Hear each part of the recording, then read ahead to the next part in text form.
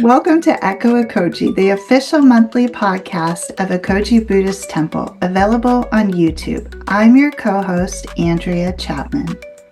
And I'm Joe Gochi. In each episode, we will bring you insightful conversations with members of our community and special guests to explore various aspects of Jodo Shinshu Buddhism and how it touches our lives. Today, we are thrilled to welcome Reverend Kurt Rye, the head minister of the New York Buddhist Church and the supervising minister for Ekoji Buddhist Temple. Reverend Rye has a unique perspective on the evolving role of Buddhism in America, and we are excited to delve into his experiences and insights. And Reverend Rye has been a pioneering figure in Buddhist churches of America, serving as its first virtual minister. We'll be discussing his journey into Buddhism, the challenges and the rewards of his ministerial path, and much more. So let's get started. Reverend Rye, thank you for joining us today. Thank you for asking me. I'm very thrilled to be here. And we're happy to have you. So you were BCA's first official virtual minister. Yes. How steep was the learning curve, and what have you learned from that experience? Well, it was an incredible learning curve for myself. I'm not the youngest person, and I was not used to social media or Zoom when I took on this responsibility. I basically did not know what to expect. And I'm very appreciative because the Ekoji, and especially Andrea, was so helpful with me on understanding how to work with the medium. I think one of the things to keep in mind is that the ministry is the ministry, and that whether we're doing it virtually or if I'm doing it in front of a group of people, the same principles apply. You try to have a meaningful Dharma talk, you try to develop a rapport with the membership, and there's nothing different between that in person and being virtual. However said, there is the technical aspects. I've seen some virtual meetings where someone might be an excellent speaker, but they're not paying attention to the camera, or they don't seem to be aware of their body language or what's going on. And it's very distracting. And so that was what I was very appreciative in the beginning, is kind of getting my feet on looking natural and interacting naturally, so people do feel that we're having a conversation instead of it being something artificial. I always thought, even from the very beginning, that those who I'm reaching out to are my Sangha members and my fellow Buddhists. And so it was just the technical aspect. And like I said, being how to interact with the camera, knowing the limitations. So it was a learning curve, but it's been a great experience. And we're so grateful that you would take that risk with us, because Yeah. it has really turned into something wonderful. So if you could go back, is there anything you would change about your approach to being a virtual minister? And what would you say to someone who's resistant to the hybrid and virtual services? I think for a lot of us, myself included, the idea of being photographed is very intimidating. And so pre-Zoom ministry, when I would be recorded on a video camera or the like, I was always very self-conscious. And so I think that was amplified when you're doing it virtually. And the idea of seeing myself on a screen was very awkward in the beginning. I came back from a minister's education session at Berkeley this last week, and the bishop said very clearly that there's no going back when it comes to the virtual ministry. And I think most of the people in the room, even though there are ministers that are more resistant, because I think a lot of them, to be honest, are just intimidated by the technology. I don't know if it's such a philosophical problem for them more than they're just self-conscious and don't know how to work with the medium. And so what I would say to them, and I have said to my fellow ministers, is that it's an enjoyable experience. Focus on the contact that you have with your members. My Wednesday night group, the Dharma Breeze, I look forward to it every Wednesday. We've got regular people and we catch up on each other's lives. And the idea that they're virtually as opposed to in front of me in person, there's no difference. So I would recommend for those that are more self-conscious with the ministry, if they could get someone like an Andrea to help them walk through the process and feel comfortable with the process, then I think they'll feel the rewards. I was looking at some pictures this morning, actually, of the EBL, and there's one of the members that we have from upper state New York who's been coming to our services every week. And when he saw us in person, he was so excited because he's part of the Sangha. And so I thought, it was a very rewarding thing that he was like, I see you in person, but I know who you are, and I appreciate your teachings, though I cannot come to the temple because I live 200 miles away. So. Reverend Rye, you know that I found Ekoji and found you during the pandemic. Mm-hmm. And I have told people, even though I'm tied to the Seattle Temple and now to the White River Temple in the Mhm. state of Washington, that I feel as close to some of the Sangha members I've met virtually as I do the people that I've been around for many, many Mhm. years. So Right. that sense of Sangha just growing is really a positive thing. Thank you. Yes, definitely. So I know a little bit about your background, but not everything. Okay. How did you discover Buddhism, and when did you come to know that it was the right spiritual path for you? So I was always very curious about spirituality. My grandmother was a devout Christian, and when she would come visit us, she lived in Seattle. We lived in Maryland, and she would come every other summer, and I would do Bible study with her. And the teachings, and I still appreciate the Christian teachings, but when I reached a certain age, I had some questions that she couldn't answer. And my parents were very open. Being in the Washington, D.C. area, a lot of my friends were from the Jewish tradition, so the idea of different faiths-based interactions or beliefs was very open to, I think, people that live in the metropolitan Washington, D.C. area. So as I got older, I started investigating. I went to community college. I went to Green River Community College there in Auburn, and I took an Eastern philosophy class. I don't think they'd call that anymore. And we went to a mosque, and then we went to a Buddhist temple, which turned out to be the Green River Temple in Auburn. And so I got exposed to the Buddhist teachings, but it wasn't until a few years later, in my mid-20s, that I developed a real close relationship living in Japan. And you don't have to live in Japan to appreciate Buddhism, but going to temples and making friends, I realized that the teachings were a living experience. It's not just something in a book that you read. It's something that you can relate to, and something that you can try to see the world through that prism, through a Buddhist prism of how I view the world, and work more naturally with that. So people ask me, it wasn't like a moment like snap, oh, I'm a Buddhist, or that's a wonderful teaching. It was a gradual process for me. And I think part of it is that I appreciate the Dharma teachings because I appreciate it. One, intellectually, I believe in it. Number two, spiritually. And number three, it fits my lifestyle. So it was like a glove coming on. It wasn't a fight. It was just naturally slipped on.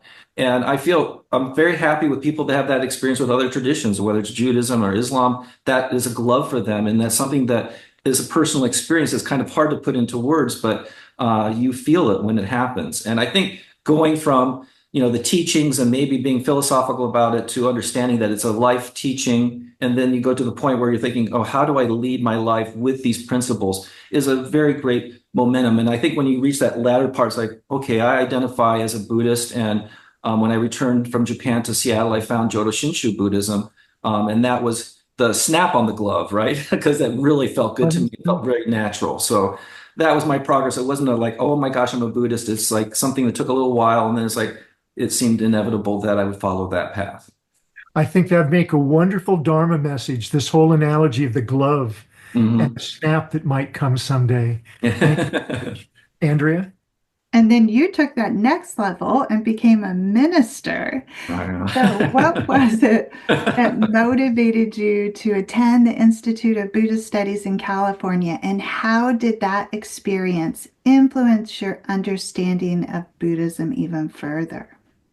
Well, part of it was being selfish. To become a minister, you have to attend the Institute of Buddhist Studies, and the rules have changed in the last 25 years than when I started. And I was like, I'm very lucky. I was able to take the time. I was able to leave my career and devote 3 years at the Institute of Buddhist Studies, which is difficult to do, almost impossible now. And I was able to immerse myself in the teaching. So, yes, I went to IBS to learn the doctrine, to learn some of the ritual. But also, what was great for me, even though I was from Seattle and the Northwest has a lot of Jodo Shinshu culture, being in the heart of the BCA and the different churches and meeting the different professors and meeting ministers that are unfortunately no longer with us and getting a lineage. Actually, my liturgy was taught to me by a 92-year-old gentleman from Japan, and it was a magical experience that cannot be replicated. So making the decision into the ministry, I'll have to be honest with everyone. When I look at my biography or when I'm a guest speaker somewhere, and I'm like, my life seemed so much in order, like I knew exactly what I was doing, but it was a big decision for me to go into the ministry. Not being Japanese American, not speaking fluent Japanese 20 years ago, that was a big difference. And so, again, I went into the ministry. I went into IBS. I went for a semester. I don't think both of you are aware of this. I went for one semester in 1991. I said, this is not for me. Oh, And I left and I went back to Seattle. And then the person that I respected the most out of who I met there was Reverend David Matsumoto, Dr. Matsumoto. And when I heard that he was teaching and leading the ministry classes, like, okay, sign me on the line, I'm going back. And it was an incredible experience. And so the second time it stuck. And I think also having life experience in that 8 or so years in between my first time and my second time of attending really made a difference in my appreciation of the Dharma.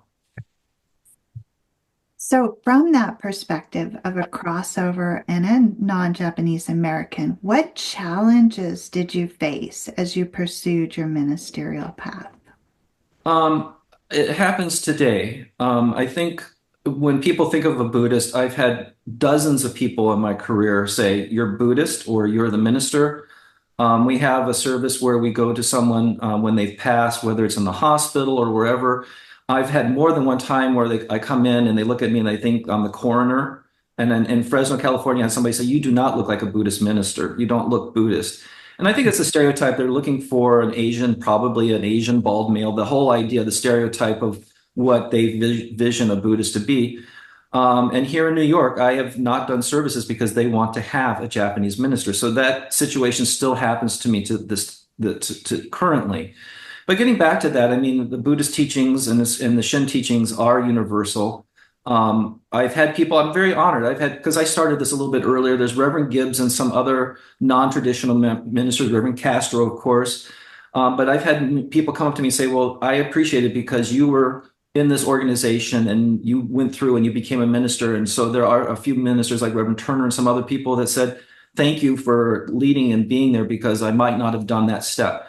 So I take that, that was not my intent, but I mean, I appreciate that feeling because when I started looking at the ministry seriously, you've got to go to Japan, you've got to live there for 5 years, you've got to speak Japanese. And that's not the reality for me, or I think for the current environment in the BCA or the current ministry. There's important to have that element. That's why we have a large ministerial group. We've got the people from Japan that are bilingual that can do that. But then you got people like myself that are born and raised in America, come from a mental health background, and I think I bring something different. And so that was wonderful about my training a few days ago, is that when we meet, then all these different ideas come together and different perspectives that I think strengthens the ministry for everyone. This is really fun. Thank you very much. So you've got those gloves on and you've snapped the Jodo Shinshu gloves. So how does Jodo Shinshu Buddhism influence your personal and professional lives on a daily basis? Can you give us an example of how it might come into play? Well, one of the things is I've mentioned I worked in the public mental health field in Seattle for over 20 years. And so I honestly don't know how I could have gone through such a stressful position. I mean, I've been physically assaulted by clients. I've been verbally assaulted by clients. And if I didn't have the Dharma to fall back upon, to pull away from the situation, to pull away that this person is not angry at me, they're not angry at Kurt, they're angry at life or another situation. And with the Buddhist teachings, trying to develop, not only understand that intellectually, but compassionately. My last position, I was the supervisor of a program for people that have chronic mental illness that are homeless. And I was the supervisor. And so, again, I used the Buddhist ideas. Actually, I gave clinical suggestions because we can't talk about religion in a clinical sense. But like, for example, I'll give you an example of how I would work with my staff is like people would get very attached. Like, okay, I'm Kurt and I'm working with Andrea and I've got a good relationship with Andrea and I don't think anybody else can work well with her. That's my attachment. It's not anything to do with the relationship. What we try to do is we try to understand that I'm not going to be part of her life forever and that what we try to do is build knowledge and so that they can move on independently. And so that was part of the idea from my Buddhist perspective is that this idea of our ego or our attachment is that what we're trying to do is we're trying to do the work to help the environment. It's not attached to me doing something specifically for one person. It's to help them move on and be able to go on their own path. And it's the same way with the Buddhist teachings. That's one of the reasons why, getting back to the idea why I'm a minister, if I was in a tradition where I am I'm ordained and I'm above everyone else and I'm giving advice and I'm telling you what to do, that I would not be a Buddhist minister. Here is what I try to do is try to share my experiences in the Buddhist teachings, make it relevant so someone can take a piece of that and have it a part of maybe their path of how to deal with life. So, Reverend Rye, what does living a life of gratitude mean to you, and how do you practice this daily? So I think uh, one of my interests and attractions to the Buddhist teachings is that what we're trying to do is we're trying to look at how we view the world. And the Buddha taught that we, a lot of times, whether consciously or unconsciously, we put a lot of extra garbage or baggage onto how we interact with other people, how we see other things. And so when you say live a life of gratitude, for me, that also means to view life with a life of gratitude. So it's kind of like putting on a pair of glasses where my living situation, all my attachments, all my confusion, all my frustrations, I put on these glasses and I'm saying, okay, how do I look at this from a perspective of gratitude? And I think that it's easy for us to think of gratitude with large items like I'm very grateful that I have shelter. I'm very grateful that I have a career. But I think trying to pull back and try to view life and live a life of gratitude with those mundane little things in life. For example, here in New York, it's a very stressful living environment. I love New York, don't get me wrong. But one of the things I love is that trying to see life of gratitude is that there's a lot of people that take care of other people's children and other people's dogs. This is a high-end neighborhood. So I see lots of nannies. I see lots of dog walkers. And, and it's interesting watching the nannies interact with the kids. And so I'll be standing at a street sign waiting for the light to change and watching these women or these nannies interact with these children on a different level. I'm like, how grateful am I that these children are benefiting from this person interacting with them? And I love watching the interaction. And so that idea of pulling back and living a life of gratitude, it doesn't have to always be large. Like, I'm grateful that I'm alive. I'm grateful that I'm healthy. It's like, I'm grateful that I'm able in my everyday life to see these interactions and be able to focus on them and not to be in my head all the time. That talking about being mindfulness. And then that makes me, people say, do you feel like you're a New Yorker now? And I say, yeah. And it's not the stereotypical because I eat bagels or nada, but as I go out in public and I talk to people, and New York people are very friendly. It's just a different way of communicating. So life of gratitude, that I'm here and taking the opportunities, the idea is very much so. So it's a way of viewing life and fulfilling it. That sounds like a lot of fun to me. Yeah. What are some key rituals and observances in the Jodo Shinshu Buddhism that you find particularly meaningful? I'm smiling because you can't hear her, but my cat's in the next room with the door closed, wailing away because she's separated from daddy. And every Wednesday night when I do the Dharma Breeze service, she's locked away in the room because when I start chanting, I think she thinks I'm in pain. So chanting for me, it's interesting because there's two chanting. As a minister, I'm leading the chant, which is a little stressful. So that's one way. But for me, chanting, like I'll go downstairs here. I'm so fortunate I have this beautiful hondo downstairs. I can go to the hondo anytime I want. And that might be 2 o'clock in the afternoon. I'm like, I want to chant the Shoshin. And I'll go down there and I'll light the candles, and it's very meaningful to me. And again, one of the things about Buddhism is that it is a path. So when I first went to Seattle all those years ago, I didn't chant for a month or two. Everybody else is chanting around me. I was too self-conscious. And then I started worrying about the pronunciation and all that. And it got to the point where chanting was a natural expression for myself of the teaching and the breathing and the discipline. And for me personally, because I think many of you are aware that when we go through ordination, we have to memorize the Shoshin, which is about 20 minutes to chant. So when I chant the Shoshin, I picture myself being in Japan, going through ordination, seeing my friends. It's this very live ritual for me. It's not a ritual in the sense it's not empty at all for me. Interestingly enough, another thing that is an evolution for me is when we talk about the Obutsudan or the home altar. Actually, at New York here, we're doing New Year's videos for the end of the year, and they're asking me to do a video on explaining the significance of the Obutsudan. As a Christian-born American, the idea of having this little shrine in my house really took me a long time to understand what that meant. My grandmother, who is the Christian, says, oh, you worship idols, which of course we don't. But the idea of the Obutsudan really changed and it's got more meaningful for me over the years, because what it is that it's a reminder of the morning. So I opened up my Obutsudan in the morning, I light it, and I do a short chant, and it's mindful practice and getting over the idea that I have this Obutsudan that reminds me of the teachings. And yes, it's a very literal thing, but I enjoy that few minutes in the morning. And also being mindful practice, because if my cat starts yelling or crying while I'm chanting, I just keep going, but that's part of life. So I guess so. Chanting is one of them. I think having the Obutsudan, taking care of it, being mindful, making sure that it's clean, and I love the smell of the incense. All of these things bring that sense of the Dharma to a different level of reality for me. Reverend Rye, I have a couple of questions that are related, and I'll ask them, and then the follow-up. We live in interesting times, and I'm not going to say a good time or bad time, just interesting times. So how might Shin Buddhist teachings help us find peace and acceptance amid what some will refer to as overwhelming global, national, and local events, such as political division, conflict, and environmental crises? Well, my friend Joe, you on the Wednesday night group, you said something brilliant. When we had the discussion group, you said when we had the discussion on loving kindness meditation, you said that you at your stage of your life realized that the life is a progression and that, the situation now might be different down the road. And you were very honest. You said you might not be here for that. But what you were saying was very meaningful in the sense that what I've tried to do with the Buddhist teachings and Shin Buddhism is to pull back and to look at life, not just in this exact moment, is to look back and see the progression of what's going on and realizing that things are very difficult now, but they will change. I'm a baby boomer. I grew up as a child thinking we were going to get nuclear bombed. I would have nightmares in the middle of the night, waking up crying, thinking we were going to get bombed.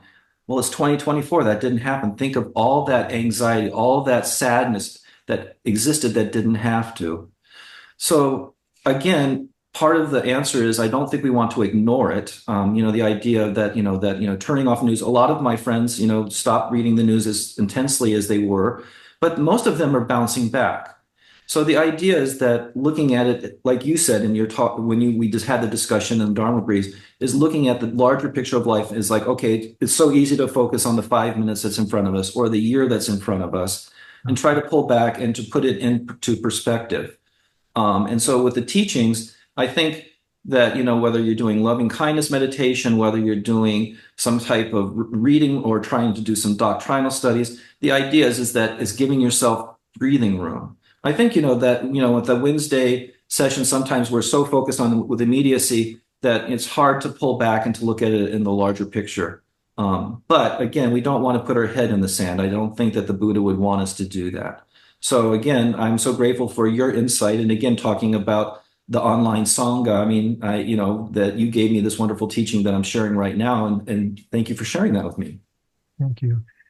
We're going to come back to loving kindness in a few minutes. Okay. But the next question is actually submitted by another Sangha member. Okay. Okay. And I won't tell you who it is. You'll have to guess later on. So when faced with overwhelming events, how can we respond meaningfully without becoming passive or disengaged? Does Shin Buddhism offer an active way to address challenges, helping us find a sense of agency rooted in humility and respect for the Buddha Dharma? Well, I think being present, I think the idea is acknowledging the suffering. So as I've said in different Dharma talks, the word for it in Pali is dukkha, which is suffering. And it has the connotation of not only suffering like I'm suffering from a physical injury or I'm suffering from a loss like the loss of a parent, but it's also being uncomfortable with our situation. So I think as a Shin Buddhist, we can say that times are difficult now, whether you're looking at war or politics or the divisions that are happening in all the communities across the United States right now. I think the idea is that we address it, that there is something going on, that, we say, okay, this is the suffering that is happening right now. Now, what do we do with that suffering is what is Buddhist teachings or what Shin Buddhism is here to help us try to address. Here in New York, I did a study group and they're talking about impermanence, which is that life is always in constant change and nothing remains the same. And we usually have heard it in a negative context, but in this group, they're talking about this is a positive thing, that we address that life is in constant change. That means that I can interact with it.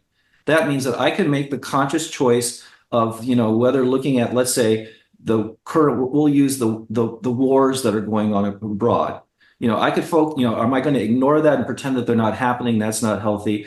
Do I focus on that and get very angry or get upset? That's not healthy either. To say that there are people suffering for trying to understand the suffering, but then how do I relate to it? And it's not egotistical. I mean, it does sound, because Buddhism is a self-reflection. We're not trying to externalize that I am going to focus on something or I'm going to do something. It's like, how do I process this? And then the idea is that then you share that with someone else, which is why I think that the Sangha, especially in Shin Buddhism, is our strength, because the Sangha is our fellow travelers. And so the idea, whether we're on Wednesday night and doing our discussion group, or whether you're at Ekoji in person after service on Sunday, you're there and you're giving insight to each other, and you're there to help each other see things from a different perspective. So in Shin Buddhism, like Buddhism in general, it's like we don't sugarcoat things. It's like there is suffering, there is hardness in life, but how we deal with it is what is the Buddhist teachings. How do we open this up? How do we share compassion? And how do we share that with others? Which I think is a very specifically Shin idea, with the Sangha being so emphasized in our tradition. Thank you very much. So, Reverend Rye, you and I just attended the National Board meeting for the Buddhist Churches of America, and this was a hot topic. So we're curious to know, what strategies do you think are effective in addressing the declining memberships in Buddhist temples across America? Well, I think one of the things that we talk about is that obviously we want to offer the Dharma in a way that's relevant to people. And so I think sometimes we get caught up in the modalities, or people get defensive about how we do that. Do we do that only in live person, or do we do it the way that we've always done it? Or do we focus on trying to express it in a different medium? I think that's all part of the picture. I think the main thing is, for the long-term health of organization, is that the Dharma is always there. Whether someone comes into the door at Ekoji and comes to 2 or 3 sermons or 2 or 3 services and doesn't come back. But I've had so many people say, well, I came to something and I heard something that somebody said years ago and it resonates with me. So that's one thing, that the Dharma is there and it's a living thing. When we talk about BCA, when we're talking about temples surviving as, entities that, and what's important is that when we talk about the temple surviving, is because we want to have a place where the Dharma is shared. So I think that's the most important aspect of it, because people say, oh, well, the Catholic churches are closing. And I say, well, probably in Minnesota, they've got 150 Catholic churches and 1 Buddhist group. So when we close, then that is a resource that is gone. So I think the idea of addressing membership is having people feel that they are part of a larger community. I've been part of this community for over 35 years as a member and now as a minister. And me going to Berkeley and literally seeing my friends from all these years ago gave me a shot in the arm, is that we are part of a bigger picture.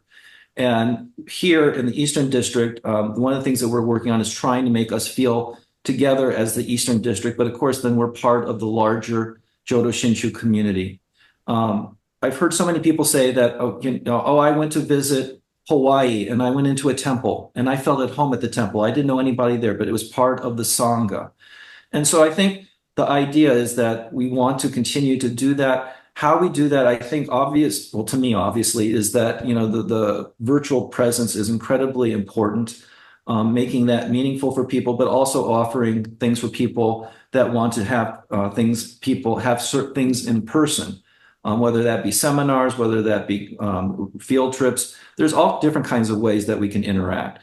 So I think, just to make a very concrete example of that, is that we are starting a Dharma school here in New York, which has not been part of this community for probably 30 years. And when I talk to some of the members, they're saying like, well, a lot of the Japanese American families, they've moved to the suburbs, and it's like, Dharma school is not like how it was in 1950, just like current elementary school isn't like how it was when I was a child. And they say, well, there's no kids. Well, if you ever come visit New York, I am one of the luckiest people. I live across the street from a park. And at 4:00 every day in the summer, my windows open. I hear all these kids singing and laughing. And I go, just look outside the front door. There are kids. And guess who's coming to our Dharma school? Our non-traditional members. And we do have some of the kids from the Japanese American community. And again, it's like, do we have it every Sunday? Is it format? That's in this community, that's not how it works. So Seabrook, which is another temple I supervise, Susan has Dharma school once a month, and it varies what time it is depending on the kids' schedule. And they enjoy coming and they enjoy talking to me. But the idea of that it has to be every Sunday from 10 to 11, we've got to think outside of the box like that. And I think that's maybe what you're addressing, Andrea. So, but the idea of Dharma school is wonderful, and that, it's like just literally opening the front doors and the kids are coming in. So I think that part of us that have been part of the BCA for so long and are used to the structure, it's hard for us to think out of the box sometimes. And because, like, for example, the idea of most Buddhists that come and you have a Sunday school or a Dharma school because they assume that Buddhism is only for the adults. It's such a great way for us to open to the community. Ekoji has a huge Dharma school. And so, again, I think, us having the meetings, and I want to thank you and your committee. You did an excellent job in preparing the documentation and sharing it with us and making it thought-provoking. I wish we had that before we had the ministers' meeting. Because I think it would have been really good. I mean, we did talk a lot about a lot of the issues that you had presented, but it would have been nice to have that concrete information in front of us. So next time we'll have that. But, we do want the Dharma to survive. We want Jodo Shinshu to survive because it is so meaningful for me, and I hope it's meaningful for other people and people that we don't know down the road, 30, 50 years from now. Hopefully it'll be meaningful for them. What a great segue, and you didn't even know it was coming. So how do you see Jodo Shinshu Buddhism evolving in the United States over the next decade or 50 years? And do you see it becoming more Americanized during that time? Okay, so oh boy, this one we might have to censor, right? No, I'm not going to say anything political, but I think part of it is that I think the organization we know is going to shrink to a certain point. I mean, I think that has been a given. We've known that for over 30 years. I think right now, psychologically, that it's under 10,000 people is a real cornerstone for a lot of us, that's a huge marker. So to give a perspective, okay, my first district I served was Fresno, and there were 8 temples in that district. I closed 3 of them when I was there. However, there's the Betsuin, where Chris Lavavino, who we know very well, is very active there. So there was a place for them to go. So I'm thinking that the future structurally for Jodo Shinshu is that we are going to still have the larger temples, and we're going to have temples like Ekoji, which are a very specific area. But the actual temples will shrink, but hopefully the Sangha will find a point where it will maintain itself through relevancy. Right now we've discussed before about, that both with my Ekoji and here at New York and Seabrook, I've got virtual members that are all over the country. So like, we've talked about the universal Dharma, that we have a universal Sangha, a worldwide Sangha. And that's very true. So I think what happens is that we have to be cognizant that there is a structural financial component to keep this going. And how do we do that? I think I'm very optimistic about the teachings, to be honest. I think that there is going to be Jodo Shinshu. I do think that it is relevant for the everyday American person. It's changed immensely in the 35 years that I've been a member, how things were done before and how everything was in Japanese and how things were. And that talk about what is cultural and what is important to Shin Buddhism is a discussion that we talk about all the time. So one of the things, getting back, talking about I'm not a non-traditional minister, and so are you guys. And so I think part of it is that when I have people talk about, oh, I'm a Shin Buddhist, and then they pull in that I'm Japanese American, I'm like, I'm not. I am a Shin Buddhist, but I'm not Japanese American. That doesn't say anything against that. But that is an institutional mindset that I think needs to slowly change. And the thing that I point out is that, like right now, when I serve the traditional temples in California, the grandkids are 4th generation, 5th generation Japanese American. And I've had some of the kids say, I look Japanese, but I am American. And, and so I've actually corrected some of the people where they mispronounce their own last names. Oh, I'm Watanabe. It's actually Watanabe. And so those people, so it's not just the non-traditional members, the Japanese Americans have changed a lot. There's a lot of intermarriage. And so the idea of that, how the temple was 40 years ago is not necessarily what even the Japanese Americans would want at this time. And so that is saying I'm a Shin Buddhist, and it doesn't matter what I look like or what gender I am or what my orientation is, I'm a Shin Buddhist, right? I think that's what we have to do to continue. Thank you, Reverend Rye. So I'm curious, how do you define spirituality, and what role does it play in your life and teachings? That's a great question, because when I do a class, I usually try to say in the beginning that spirituality and religion are 2 hot words for our native English-speaking ears.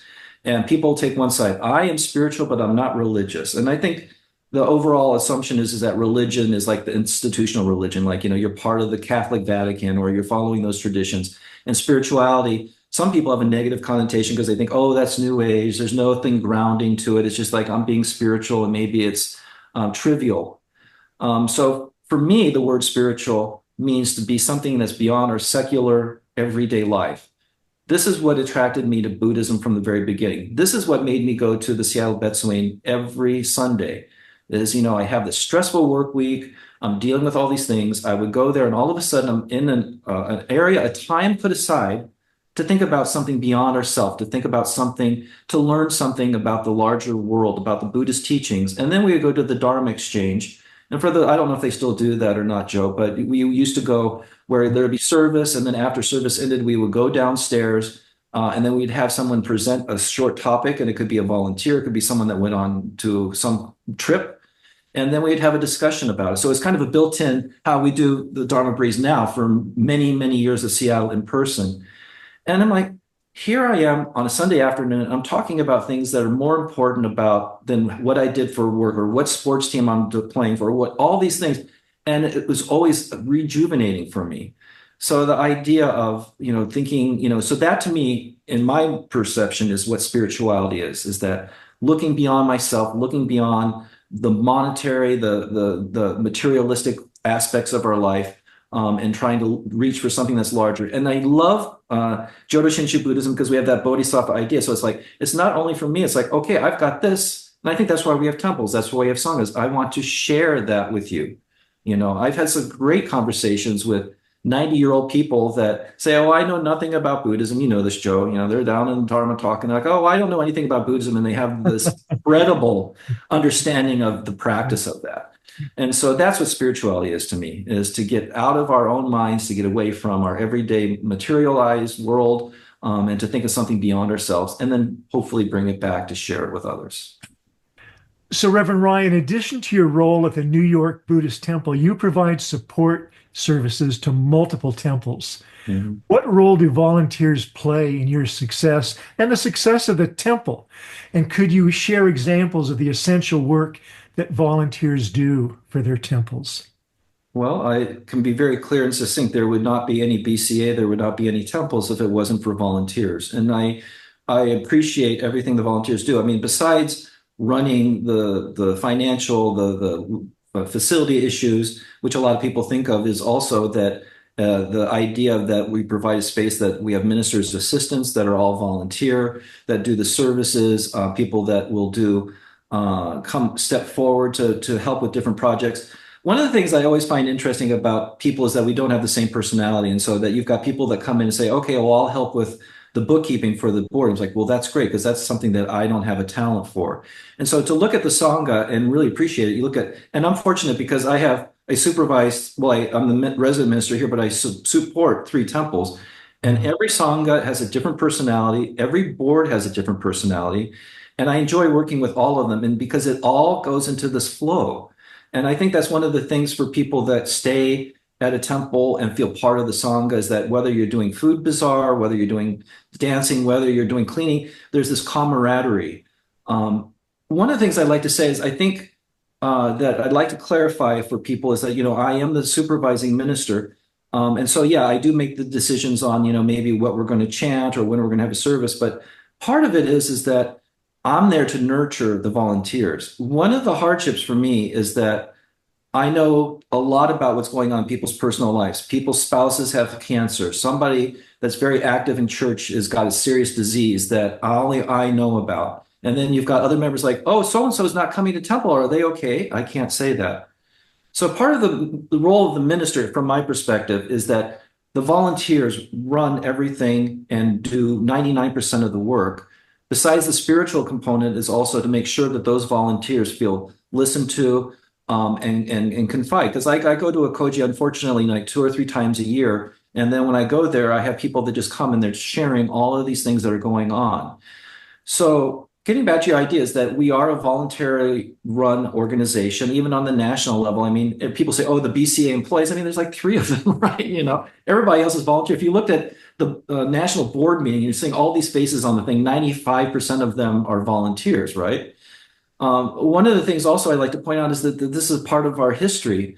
That, when Shinran Shonin died, there wasn't all of a sudden all these temples with ministers or monks that popped up in Japan.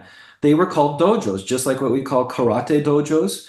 And so there would be these places where all the Shin monks, Shin community would get together, and they'd have a lay leader that was literate and would read something. And that's where we have the Kubun show, where Renyo would send letters addressing certain things that was like, my daughter died. What do I do with this? Oh, this person seems hypocritical. This person seems self-centered. And they would read these letters. And so here, as time went on, yes, the temples got established, and then you had, the ministry. But for centuries, even in Japan, it was layperson run. And that's something that I think that we should remember. So you mentioned the EBL, which we just hosted here at Ekoji Buddhist Temple in mid-October. Forever, I got the acronyms of EBL and EDC confused. Yes. Eastern District is unique in that respect that we have this Eastern Buddhist League. Can you explain what each acronym is and why they are important? Okay, I'll start with the official one. So Eastern District is that BCA is divided into different districts. So like there's Northern California, there's the Northwest District, there's the Southern District, there's the Mountain District, and we are the Eastern District, which for organizational purposes is that when I go to the National Council meeting or when we vote, we do need to represent different districts. And so that's the idea behind the districts originally. And so Eastern District includes, we have Chicago, the New York temples, of course, Ekoji, and then the Seabrook Temple. We only have 4 temples. And to keep things in perspective, our 4 temples membership combined is smaller in membership than a California temple. So I served Placer, and they had over 400 members. So that's one of the things that I give BCA credit for, is that it'd be so easy to say, oh, you've only got 300 members, but they want to see what we do because we do things differently in the Eastern District. And I think that they learn from that example, because we are not following the traditions that maybe are done more traditionally on a West Coast temple. So the Eastern District is specifically for Buddhist Churches of America, where the EBL is the Eastern Buddhist League, which goes beyond that definition of what is BCA. So Reverend Suji, many years ago, when he created this concept of the EBL, he wanted to invite the Eastern districts from Canada as well. And so the EBL this year, unfortunately, we did not have any of in-person participation from Canada, but the last one, I believe, which was held about 5 years ago, they had quite a few people from Canada. And I'd like to say that I got the chance to meet the new Toronto minister, and we developed the bridge. That's one of the other things about meeting people in person. Business cards, you're going to come to New York, you're going to do this. And so what we're going to do next EBL, I'm sure Toronto is going to be much more actively involved. So to clarify, this again is something very unique to the East Coast, is where we go outside of the borders of what is BCA, and we say we're welcoming people from the Buddhist temples of Canada. And I've experienced this in the past, where we've had a busload of people come from Canada, and we're all Sangha members. And so it's wonderful to have that idea that we look outside of our own organization and encourage other people from other Jodo Shinshu communities. Thank you very much. This next question is my last, and I've got to admit that I feel awkward asking it to you, because I know that you're a humble person. I know that we try to shed attachments. But what legacy do you hope to leave behind when your work as the Jodo Shinshu minister is done? I'm glad you sent me these questions in advance, because if you had asked me this cold turkey, I don't know what I would have responded. I thought about it, and I think the way that I'll respond is kind of a roundabout way. I think one of the great strengths and one of the things that I met early on is that I met these incredible people that had dedicated their lives to Shin Buddhism. And sometimes I met them later in life. They could be in their 70s. And they set the foundation that I was able to come to a place that I was able to meet people and hear the teachings, and then be able to share that. Very early on, and I won't mention their name, but one of the influential ministers, because one of the things that a lot of people might not be aware, that in the good old days, the Seattle Temple had 3 ministers at any given time. You always had a Japanese minister, and then you'd have younger ministers. And as a member, it was wonderful. You always would have 3 different kinds of Dharma talks, 3 different kinds of opinions. And I met many ministers that way. And someone very early on said, keep this beginner's mind, that when you come in and you are awed by this, and that you're appreciative of what people have done for you, you're going to be doing that in your life. So I feel that that's what, I don't think of legacy like, oh, Reverend Rye was one of the first, European American. I don't, none of that. What I hope that my legacy is that, and it's not written in stone, is that I've opened the doors or shown the doors to people. And that the most important part is that down the road, 5, 20 years from now, they're going to be doing that to other people. Because I mean, that's the one thing that, one of the things I keep talking about Ekoji is that there's been so many members because it's such a transient community with the federal government. And, people might come for 2 years and then disappear, but Ekoji is within them wherever they go, right? And so, that is the idea is that, you take that, accept those teachings that support, and then pass it on to someone else. I love that. I often think of Ekoji kind of as a touchstone for Exactly. Exactly. Yes. So we always end our interviews with the same question, Reverend Rye, Okay. and that is, what does Ekoji mean to you? Well, I mean, it literally means the temple of light. And it's one of my favorite metaphors in Buddhism because it means that the teachings are brilliant and shine without discrimination on everyone. There's no shadows. And I think that Ekoji does that beautifully. We have a very diverse Sangha, very creative in how we want to do outreach. And as we've discussed, I think numerous times in different ways, is that especially with the virtual essence, that Ekoji is going literally everywhere. And so Ekoji, I think Reverend Suji would be so proud of his legacy. I never met Reverend Suji, but that Ekoji is thriving in 2024, going with the ebbs and flows and the change of how we have the ministry. I think he would be very proud of what he created. I sure hope so. So, Reverend Rye, it's been an absolute pleasure having you on Echo Ekoji today. Your insights into the evolving landscape of Jodo Shinshu Buddhism, both in the virtual world and within our temples, have been incredibly enlightening. Thank you. Yeah, thanks for sharing your journey and your wisdom with us. It's inspiring to hear about the ways that the teachings can guide us through challenging times and help us live a life of gratitude and compassion. For our listeners, thank you for tuning into this episode of Echo Ekoji. If you enjoyed today's conversation, please like and subscribe to our YouTube channel and visit ekoji.org to learn more about the temple and our weekly services. And don't forget to share this podcast with your friends and family. Your support helps us continue to bring engaging and meaningful content. We look forward to seeing you next month with another inspiring guest. Until then, take care and live a life of gratitude. Reverend Rye, once again, thank you for being with us today. Thank you, Reverend Rye. Thank you. Goodbye, everyone. Bye-bye.